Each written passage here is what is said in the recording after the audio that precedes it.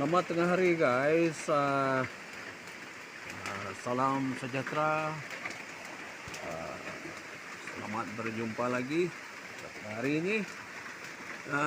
Saya sekarang sedang berada di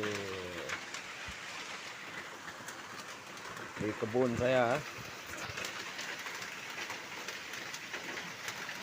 Sedang berada di kawasan kebun. Pondok kebun ni lama sudah tidak kita jenguk, dan nampaknya di kawasan-kawasan ni kita kena bersihkan.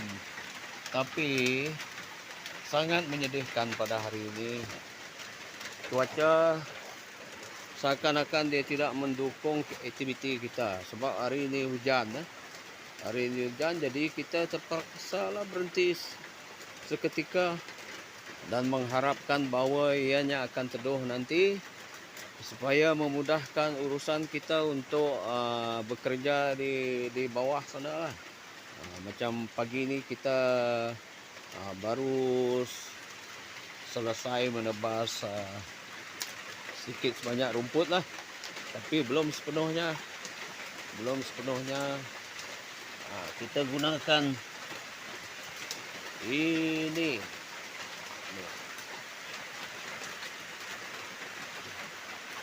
Inilah pisau yang kita gunakan. Ini pisau asli kita. Kita sudah berpengalaman menggunakan pisau jenis ini lebih dari beberapa puluh tahun sepanjang hidup kita, semenjak kita sudah pandai mengendalikan parang ini ya.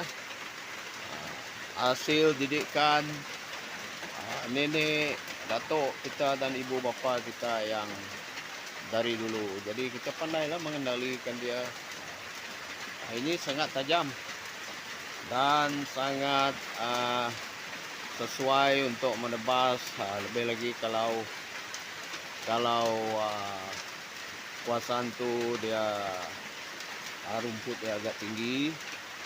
Apalagi kalau macam hari ini, tengah hari ini hari hujan, dan parang ni sangat tajam. Dia memang selesa digunakan untuk menebas.